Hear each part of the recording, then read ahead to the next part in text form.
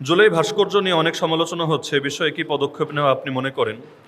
জুলাই ভাস্কর্য যেগুলো মানুষের আকৃতি দিয়ে তৈরি, নিয়ে সর্বপ্রথম আওয়াজ মনে হয় আমরাই তুলেছিলাম এখানে। যেদিনের ঘটনা সেদিনই আমাদের এখানে আলোচনা হয়েছিল।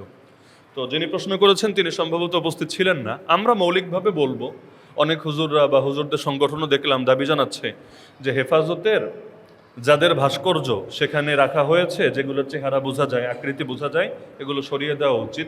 আমি মনে করি হেফাজতের ভাস্কর্যের জন্য তো আলাদা মাসালা না, আর অন্য ভাস্কর্যের জন্য আলাদা মাসালা না, মাসালা তো সব একই। এখন যদি আমাদের কথা থেকে সরকার এরকম মেসেজ নেয় যে ভাস্কর্য সব আপন জায়গায় থাকুক, খালি হেফাজতের যে ভাস্কর্য আছে বা হুজুরদের যে ভাস্কর্য আছে আমরা এগুলো সরিয়ে দেই, তাহলে কি হবে জানেন? আমরা বৃহৎ একটা আন্দোলন থেকে হারিয়ে যাব। এমনিই তো হুজুরদেরকে কেউ স্বীকৃতি দেয় না, তারা রক্ত দিলেও রক্তের কোনো মূল্যায়ন হয় না। এখন দিন শেষে যদি বলি খালি আমাদেরগুলো সরান, বাকিগুলো থাকুক মাশাআল্লাহ, আমাদেরটা নাউজুবিল্লাহ, বাকিগুলো সুবহানাল্লাহ, খালি যদি এটা বলি তাহলে দিন শেষে ইতিহাস থেকে আমরাই হারাবো। এজন্য আমি মনে করি সমাধান দুইটার যে কোনো একটা। এক নম্বর সমাধান হলো সবগুলো ভাস্কর্যের ব্যাপারে আমাদের অবস্থান একই থাকবে। কারণ ভাস্কর্য শেখ মুজিবেরটা বানালেও যে মাসালা, ভাস্কর্য অন্য দলের নেতার বানালেও সে মাসালা, ভাগাভাগি করার সুযোগ নাই। কেউ যদি ভাগাভাগি করে ও দলান্ধ, কেউ যদি ভাগাভাগি করে দলান্ধ, বুঝতে হবে আওয়ামী লীগ নিয়ে তার চুলকানি, এজন্য সে শেখ মুজিবের ভাস্কর্যের বিরুদ্ধে, অন্য ভাস্কর্য নিয়ে বলছে না। না হলে আল্লাহ নবীর ভাস্কর্য যদি কেউ বানায় সেটার বিরুদ্ধে আমাদের অবস্থান নিতে হবে, এটাই কথা, ইখতিলাফের কোনো সুযোগ নাই। তাহলে আমরা হয়তো সব ভাস্কর্য নিয়ে বলবো সব সরাও, অথবা আমরা বলবো ভাস্কর্য থাকুক, কিন্তু যা কিছু নিষিদ্ধ, যেমন চেহারার আকৃতি বোঝা যাওয়া নিষিদ্ধ, তাহলে চেহারার আকৃতিটা সরিয়ে দাও, বাকিটা থাকুক। কেউ যদি আঙ্গুলের ভাস্কর্য বানায়, হাতের ভাস্কর্য বানায়, অথবা আকৃতি স্পষ্ট বোঝা যায় না এমন কিছু বানায়, ইসলামে সেটা কিন্তু নিষিদ্ধ না। নিষিদ্ধ হলো এমন জিনিস যেটার মুখাবয়ব, যেটার চেহারা আকৃতি স্পষ্টভাবে ভেসে ওঠে। তাহলে চেহারা না বোঝায়ও তো কিছু বানানো সম্ভব। তাহলে যেগুলো তোমরা বানিয়েছো জাস্ট চেহারাগুলো নাই করে দাও। আল্লাহ রসুল সাল্লাহ সাল্লাম যখন মক্কা বিজয় করলেন, ওই কাবার মধ্যে যে মূর্তিগুলো ছিল এর মধ্যে কিছু ছিল এমন দেয়ালে, কাবার দেয়ালে পর্যন্ত এগুলো আঁকা হয়েছিল, মানে একদম দেয়াল খোদাই করে আঁকা হয়েছিল। এখন বাকিগুলো তো সরিয়ে দিয়েছে, এগুলোর কি করবে? আল্লাহ রসুল বলেছিলেন প্রলেপ লাগিয়ে দাও, উপর দিয়ে এমন কিছু লাগিয়ে দাও যাতে এটা আর আলাদা করে না বোঝা যায়। তো বেশ সহজ। আপনারা যে ভাস্কর্যগুলো বানিয়েছেন মাসালা সব একই, ওই হুজুরদেরটাই হোক আর অন্যদেরটাই হোক, এই চেহারাগুলো যাতে আড়াল হয়ে যায় আপনারা এই ব্যবস্থা করেন। কিন্তু আমার একটা দুঃখ আছে, বিশেষ করে এই দেশের হুজুরদেরকে নিয়ে, যার মধ্যে আমিও আছি, আমিও তো হুজুর। দুঃখটা হলো আমরা অনেক সময় দাবি জানাই এমন লোকদের কাছে যাদের দিয়ে কখনো দাবি পূরণ হবে না। যেমন মনে করেন কাদিয়ানীদের কাফের ঘোষণার একটা দাবি এই অঞ্চলে শুরু থেকেই চলে আসছে, এবং এটা দাবি করা উচিত, আমাদের ইমানি দায়িত্ব বটে। আমাদের স্লোগান থাকে যে কাফের কাফের, কাদিয়ানীরা কাফের, সংসদে আইন চাই, এই জাতীয় বিভিন্ন কথা থাকে।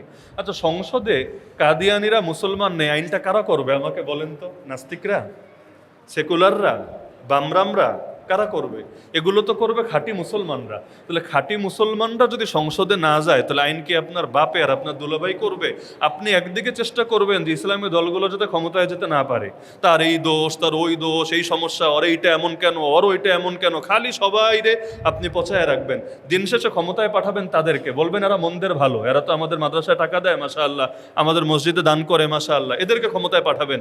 এরপর বলবেন কাদিয়ানির বিরুদ্ধে, হিজবুত তাওহীদের বিরুদ্ধে, অমুকের বিরুদ্ধে, তমুকের বিরুদ্ধে। ভাই মনে রাখেন, ওরা কাদিয়ানীদের বিরুদ্ধে কখনোই অবস্থান নেবে না। কারণ কাদিয়ানির বিরুদ্ধে অবস্থান নিলে, কাদিয়ানীদের হেড অফিস কোথায়? লন্ডনে, ব্রিটেনে। তো আজকে যদি কাদিয়ানির বিরুদ্ধে অবস্থান নেয়, দেখবেন পুরো ব্রিটেন না, খালি গোটা ইউরোপীয় ইউনিয়ন, জাতিসংঘ, আমেরিকা, পশ্চিমা বিশ্বে একযোগে মাঠে নেমেছে। বিবিসি, সিএনএন, রয়টার্স সব গরম হয়ে গিয়েছে। বলবে দেখো বাংলাদেশে সংখ্যালঘুর অধিকার হরণ করা হচ্ছে। সংখ্যালঘু মানে খালি হিন্দু খ্রিস্টান না, এই কাদিয়ানীদেরকেও সংখ্যালঘু হিসেবে চিহ্নিত করে সারা দুনিয়া এমন অবস্থান নেবে সরকারের গদি নড়ে যাবে।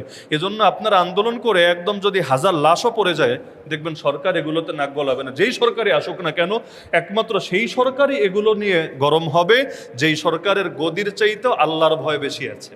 যে আল্লাহর ভয় এই পরিমাণ আছে, প্রয়োজনে শহীদ হবে, তবুও গদি নিয়ে চিন্তা করবে না, আদর্শে আপোষ করবে না। ওই রকম সরকার যতদিন না আসবে, খালি মিছিলই হবে, লং মার্চই হবে, মহাসমাবেশী হবে, কাজের কাজ কিছু হবে না। এজন্য ক্ষমতায় কাদের পাঠাবেন ওইটা চিন্তা করেন, এরপর আইন কি বানাবেন ওইটা নিয়ে কথা বললেন। না হলে এই 54 বছর গিয়েছে, আরও 500 বছর যাবে, তবু আমাদের দাবি কখনো আদায় হবে না। আল্লাহ আমাদের বুঝ দান করুন। আচ্ছা, এক ভাই জিজ্ঞেস করেছেন যে আমার একটি সেভিংস ব্যাংক অ্যাকাউন্ট আছে, গত 1 বছরে ব্যাংকে আমার অ্যাকাউন্টে মোট 1739 টাকা ইন্টারেস্ট অর্থাৎ সুদ জমা হয়েছে, একই সময়ে ব্যাংক বিভিন্ন সার্ভিস বা অন্যান্য চার্জ বাবদ আমার অ্যাকাউন্ট থেকে মোট 1346 টাকা কেটে নিয়েছে। এখন আমার প্রশ্ন হলো, শরীয়তের দৃষ্টিতে আমার কি ব্যাংক থেকে পাওয়া সম্পূর্ণ 1739 টাকা আলাদা করে বের করে দিতে হবে, নাকি যেহেতু ব্যাংক ইতিমধ্যে 1346 টাকা চার্জ হিসাবে কেটে নিয়েছে, তাই ইন্টারেস্টের 1739 টাকা থেকে 1346 টাকা বাদ দিয়ে অবশিষ্ট 393 টাকা আলাদা করে দিতে হবে? এক্ষেত্রে শরীয়তসম্মত সঠিক পদ্ধতি কি, দয়া করে বিস্তারিত জানালে উপকৃত হব। গুরুত্বপূর্ণ বিষয়। এই সন্দেহে অনেকেই ভোগে, করের ক্ষেত্রেও ভোগে। কর যখন দেয় অনেকে এটা জাকাত থেকে মাইনাস করে। একইভাবে ইন্টারেস্টের ক্ষেত্রে মনে রাখবেন, ইন্টারেস্টের চুক্তিটাও হারাম, ইন্টারেস্ট দেওয়া নেওয়া এটাও হারাম। ইন্টারেস্ট যতটুকু আপনার অ্যাকাউন্টে অ্যাড হয়েছে পুরোটাই সওয়াবের নিয়াত ছাড়া দায় মুক্তির নিয়াতে দান করে দিতে হবে। এবং মসজিদে না, বরঞ্চ জাকাতের যে খাতগুলো আছে, গরিব মিসকিন অসহায়, এদের মধ্যে দান করে দিতে হবে। চার্জ যেগুলো কাটে এটা আপনি ব্যাংকের সঙ্গে আলাদা করে চুক্তিবদ্ধ, এই টাকা দিতে আপনি বাধ্য। যেমন আপনি এটিএম কার্ড ব্যবহার করেন, আপনাকে চার্জ তো দিতেই হবে। আরও বিভিন্ন আপনার SMS ফি এই সেই হাবিজাবি আসে, চার্জ তো দিতেই হবে। এই চার্জ আপনি কোনোভাবেই সুদ থেকে কাটতে পারবেন না, এটা আপনার কাঁধে প্রাপ্য, আপনি এটা দিতে বাধ্য। যদি আপনি সুদ থেকে কাটেন তাহলে এর অর্থ হবে যে আপনি সুদের ওই অংশ নিজে ভোগ করেছেন। নিজে খাওয়া যেই কথা, রিক্সা ভাড়া দেওয়া যেই কথা, আর সেটাকে চার্জ বাবদ বা অন্য কারো বেতন বাবদ দেওয়াও ঘুরে ফিরে সেই জেইলাও সেই কদু একই কথা। সুতরাং এই 1346 টাকা, সামান্য টাকা, আপনি এটা চার্জ বাবদ কাটবেন না। যদি চার্জ বাবদ আপনি এটা দেন তাহলে ইন্টারেস্ট এই পরিমাণ আপনি ভোগ করেছেন এটাই সাব্যস্ত হবে। কিয়ামতের দিন 1 টাকাও যদি ইন্টারেস্ট আপনার আমলনামায় থাকে, জান্নাত কঠিন হতে পারে। সুতরাং এই সামান্য 1346 টাকার জন্য নিজের জান্নাতকে কঠিন করার কোনো দরকার নেই। অনেক কওমি মাদ্রাসায় দেখা যায় টুপি, পাঞ্জাবি ও চুল কাটা নিয়ে ছাত্রদেরকে কঠিন শাস্তি দেয়। তারা বলে পাঁচকুল্লি টুপি এবং লম্বা জামা পরা সুন্নত, এই জন্য অন্যগুলো পড়তে দেয় না। কোন টুপি এবং কোন পাঞ্জাবি পরা সুন্নত, দয়া করে বলবেন। একটা জিনিস মাথায় রাখবেন, যে কোনো প্রতিষ্ঠানে ইউনিফর্ম কী হবে এটা তারা নির্ধারণ করার অধিকার রাখে। শরীয়তে নিষিদ্ধ কিছু রং ছাড়া যে কোনো রঙের জামা পরা যায়, কিন্তু আমি যদি আইন করি আমার প্রতিষ্ঠানে সবাই সাদা জামা পরবা, সাদা জামা সাদা প্যান্ট পরবা, এটা পড়তে ছাত্ররা বাধ্য। কেন? কারণ যখন ভর্তি হয়েছে একটা ফর্মে সাইন করে না, নিজেও করে, অভিভাবকও করে, সেখানে কিন্তু এই জাতীয় কথা থাকে যে প্রতিষ্ঠান তাকে যত বৈধ আদেশ দিবে মেনে নিতে বাধ্য। আপনি তো এই চুক্তি মেনে এই ওয়াদা করেই তো ভর্তি হয়েছেন, কেউ তো বাধ্য করে নাই ভর্তি হতে। আপনার যদি মনে হয় এই প্রতিষ্ঠানের ইউনিফর্ম ভালো না, তো আরেকটা জায়গায় ভর্তি হন, প্রতিষ্ঠানের তো অভাব নাই। কোনো প্রতিষ্ঠানে ভর্তি হওয়ার মানেই এটা যে আপনি লিগ্যাল যে কোনো বিষয়ে, বৈধ যে কোনো বিষয়ে তাদের সিদ্ধান্ত আপনি মেনে নিয়েছেন। তো কোনো প্রতিষ্ঠান যদি আইন বানায় যে পাঁচকুল্লি পড়তে হবে, যদি আমি নিজে পাঁচকুল্লি পড়ি না এবং পাঁচকুল্লি পড়লে বেশি ফজিলত, এটা কেউ মনে করলে আমি তারেও এই ক্ষেত্রে আমি দ্বিমত করব এবং কঠোরভাবে বোঝাবো। কারণ আল্লাহ নবী যেটা সীমাবদ্ধ করে নাই, তোমার সীমাবদ্ধ করার অধিকার দিয়েছে কে? কেউ যুক্তি দেয় পাঁচকুল্লি মানে ইসলামের 5 ভিত্তি, কালেমা, নামাজ, রোজা, হজ, জাকাত, এই 5 ভিত্তি, এজন্য পাঁচকুল্লি। তাহলে তাওহীদ মানে তো এক। ওই যে মানুষ মরার সময় অনেক সময় ইশারা দেয়, আমরা আশহাদু আল্লাহ ইলাহা বলার সময় এক ইশারা দেই, তাহলে তো ভাই এক কুল্লি টুপি বানাতে হবে। তাওহীদের মধ্যে সবই তো আছে, তাওহীদের মধ্যে সব আছে না? আবার 5 কেন? ইসলামে 5-এর বাইরেও তো বিধান আছে, যেমন জিহাদ নাই 5-এর মধ্যে, অথচ নবী বলেন জিহাদ হলো ইসলামের সর্বোচ্চ শিখর, তাহলে 6 কুল্লি বানাও।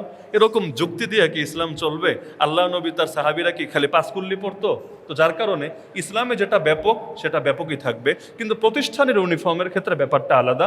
কোনো প্রতিষ্ঠান চাইলে যা ইচ্ছা ইউনিফর্ম নির্ধারণ করতে পারে, এটা নিয়ে আলাদা আপনি তার বিরুদ্ধে ফতোয়ার কামান দাগানো এটা উচিত হবে না। আপনার ভালো না লাগলে আরেক প্রতিষ্ঠানে ভর্তি হন যেখানে পোশাকের ক্ষেত্রে উদারতা আছে।